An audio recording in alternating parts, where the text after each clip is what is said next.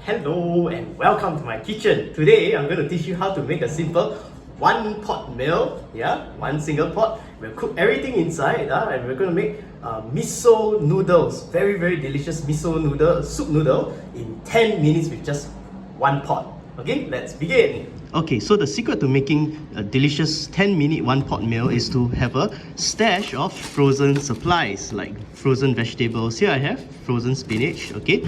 And most important of all, to have frozen meats. Yeah, so all we have here are sliced shabu meats. We've got sliced pork, sliced beef, alright? So you have this all ready and then you can just throw everything to the pot and cook them in 10 minutes.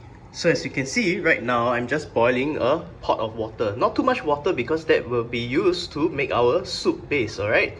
And I'm going to be cooking these ramen noodles which I got from NTUC.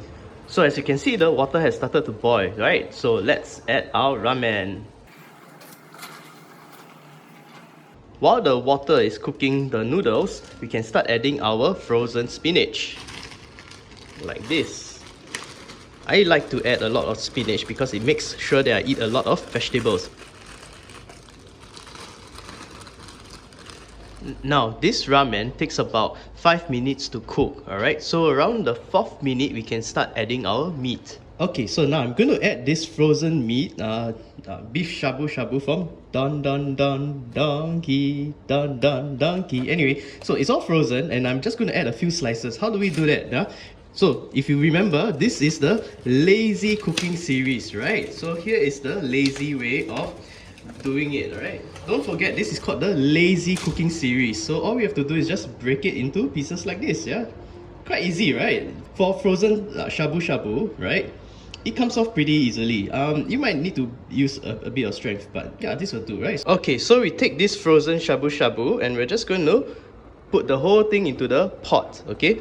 After a while, the heat will the heat will warm up the meat and then we can use a pair of chopsticks to separate the slices. Well, you know what? I feel a bit indulgent, so let me add one more slice.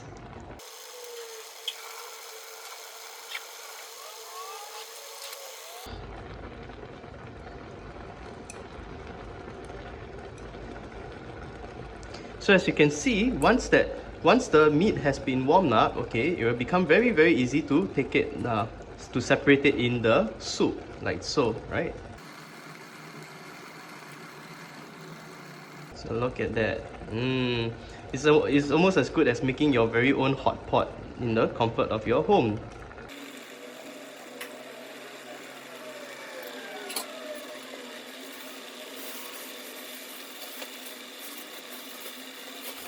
Okay, now that the meat looks cooked already, we can turn off the heat. Okay, so now how do we make our miso ramen? So of course you need miso, right? So I got this also from Donkey, but you can get it in most supermarkets, right? So just open it up, and then for one person, something like this much will do. Then just put it into the bowl. Now as you can see, the miso is in paste form, right? So we need to make this into soup form. So how do we do this? We need to let the water from our soup noodles cool down a little bit first before we can add it in. Because if you put boiling water, you will kill all the probiotics, all the good bacteria that is in the miso. So we don't want to do that. The water has cooled down a bit, so let's just spoon out a few spoons of this water.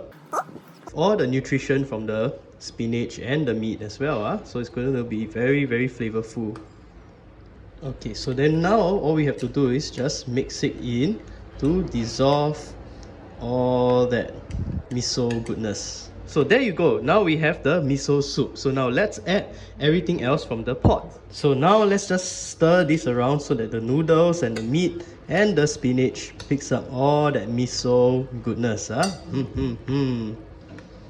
Of course, this is just a basic way of making this meal. You can also do other things like add Japanese seaweed, you can cook eggs, you can add other ingredients as well. So this is just the basic setup. If you wanted something more fancy, you can always add that to your bowl. So there we have it. The miso ramen is ready.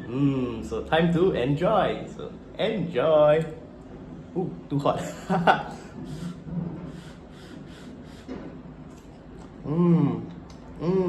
So good.